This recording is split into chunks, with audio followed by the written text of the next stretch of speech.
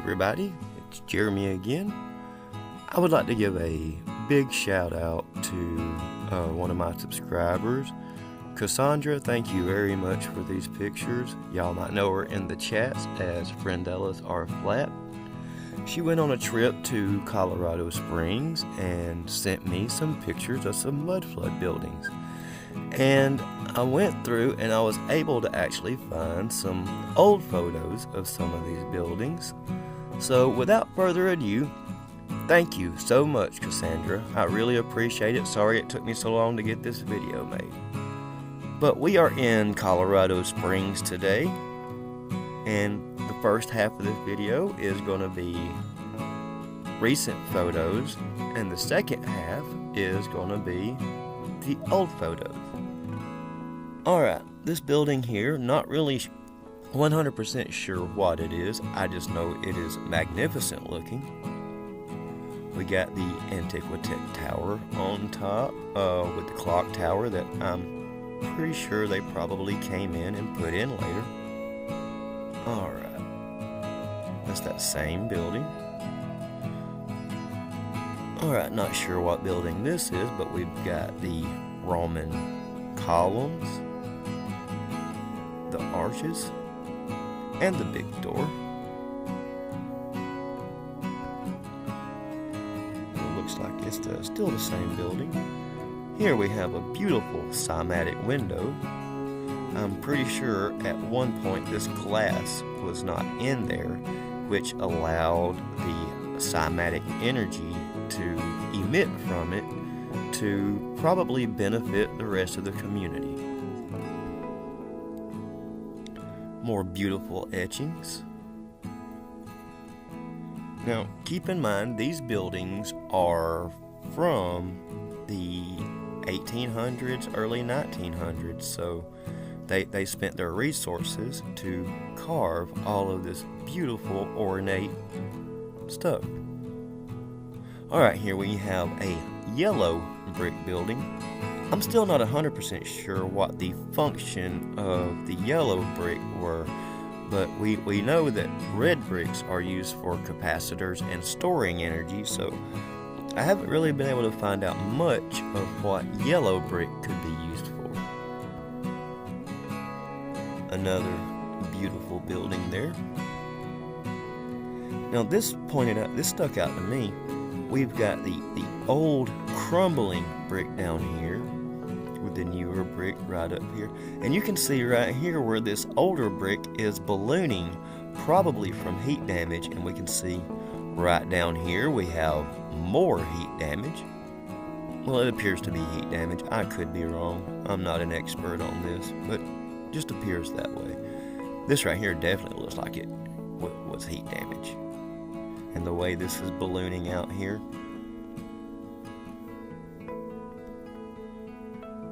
Alright, I have an older picture of this building, I do believe. Oh, I went too fast, sorry guys. Another mud flood, old world building. We got the Roman columns, the big door, and always upstairs. Here we have the Statue of Liberty, or as we all like to call her, Columbia. And on her star fort, which I don't remember her being on, but that is a different video altogether. How many of y'all remember the Statue of Liberty on Ellis Island? And how many of y'all remember the Statue of Liberty being on, just kind of a square platform and not this star shape? I remember the latter, not the star. Here she is, or he. Alright, here we have another beautiful high arched window with the beautiful stained glass on the outside. Another shot. And notice how old this brick looks around the window there. Just an observation. And if you're like me, the first thing that caught my eye was this pyramid with the eye in the middle. We can see, and if I'm not mistaken, this is a courthouse, so we know where their allegiances lie. And we got the beautiful Antiquitech on top, which I'm pretty sure at one point in time had antennas and collected free energy. Another beautiful red brick building.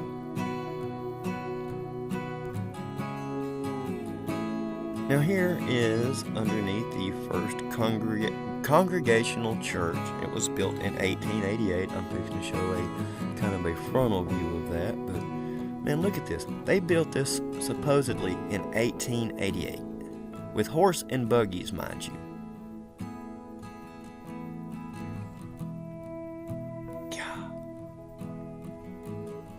See, like I said, First Congregational Church, built in 1888, and I have some older photos of this church as well. Like I said, there is the Antiquitech.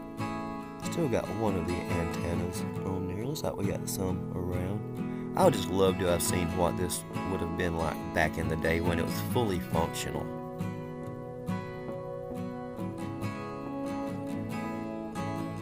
Of the Antiquitech up top. I mean, there was no reason to build this like this. No reason whatsoever. It had a function. It wasn't decoration. It was functional.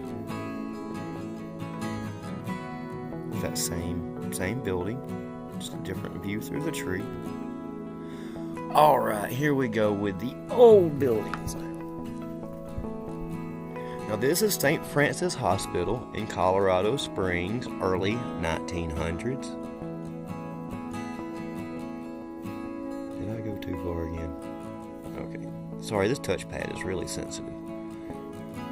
Alright, this is the Antlers Hotel, Colorado Springs. Now this hotel has went through 3 renditions. It kept burning down. This, I believe, is the first rendition. Now look, first thing I noticed, no streets, horse and buggy, but yet they built this magnificent, just absolutely magnificent building. We got the onion dome here with the Antiquitech antenna on top. I mean, they built this with horse and buggy, and you can tell that this goes down. It don't end here. This is just uphill.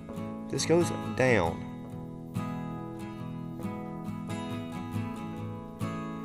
Now, keep in mind, Colorado Springs was founded in 1871, and the Antler Hotel, pictured here, was built in 1883. So in 12 years from inception, when it was founded in 1871, by 1883, they built this monstrosity with this horse and buggy. Now, keep that date, 1883, in mind, and a little bit later, I'm going to show you the population of Colorado Springs in the 1880s. Alright, let's go a little bit further. Yeah, here was that building that we saw earlier. I just wanted to get a wider shot of it. We got the yellow brick building with the Antiquitech up top, and yep, the tribute to their god. And this is the El Paso County Courthouse. And this is the El Paso County Courthouse in the 1800s. Horse and buggy built this. Keep in mind that this place wasn't founded till 1871. Horse and buggy to this. Don't add up to me. I just wanted to get a close-up of this Antiquitech. You see these little nodes right here? Little nodes sticking off right there. I theorize that at one point, those probably actually lit up when this was collecting the free energy through these antennas here, and here, and here. It probably used to be a big one right here. This probably used to be lined in gold or copper. You know, I believe that these buildings were self-illuminating. Alright, let's go a little bit further.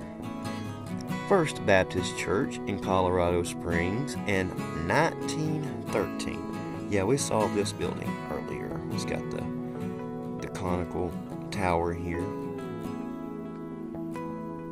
Got the high arch cymatic window. The high arch doorways. I mean, why do you need doorways this big in 1913 when you're going to see that why would you need a building this big? You're going to see that the population wasn't all that impressive around this time.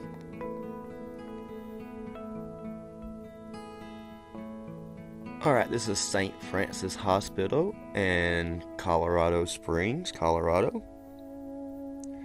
Notice again, no sidewalks, no roads, dirt. They built this with horse and buggy, y'all. Horse and buggy. Look at the size of the door. Size of the door. Got the Roman columns, the A-frames. Got the Antiquitech antennas.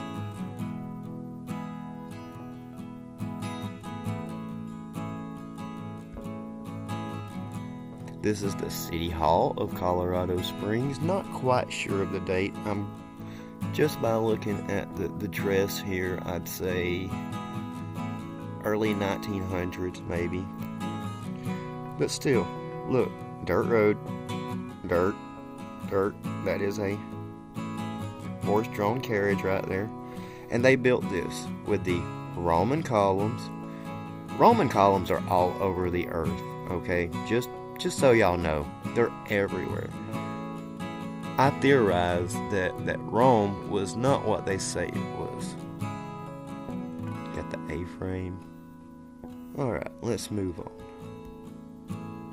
Here we have the Carnegie Public Library in 1965. Again, got the Roman columns here. Big door. Alright. Next we have the Colorado Springs Auditorium around 1925. And again, we got the columns and doorway on the second level. I find this a lot in these mud flood buildings. Next we have the Colorado Springs Psychopathic Hospital. Now, the only reason I put this on here is because I want to show a comparison. The next picture is going to show the State Hospital, and it is like less than a quarter of the size of this Psychopathic Hospital. Now, a lot of people theorize that we had a reset event in the early 1800s, and if you look around, a lot of the psychopathic and mental hospitals, back in the late 1800s, early 1900s were massive. And a lot of us theorize that these were used to hold the dissidents of that time who would not accept the new narrative. Everything that they have presented to us is a lie. History, geology, science, scientism. There is actually still science today, but what they teach you in schools and everything is scientism. But I believe that they held the people in these psychiatric hospitals because they're so huge versus the medical hospitals. Why would you need... Was mental health that big of an issue back then? I'm just saying. Just think about it. See, like I said, here is the Colorado State Hospital around 1956, 58. Look at the size of this. Now again, we got the big doors, the Roman columns, the Antiquitech, but that's not what I really wanted to point out, even though that is pretty neat. But look at the size of this and the size of this. Psychopathic hospital. And in 1925, when the population wasn't as big as it is here in 1956. Now, you tell me what y'all think down in the comments section. Now, when I said population, alright, 1880. Alright, the Antler Hotel was built in 1883 for 4,226 people. Alright, when did we say that psychiatric hospital that picture was from? 1925.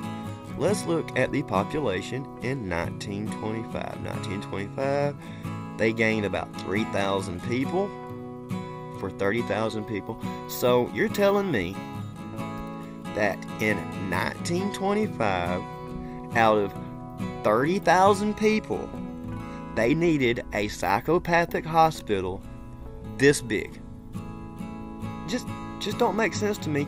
Not when the state hospital is this big.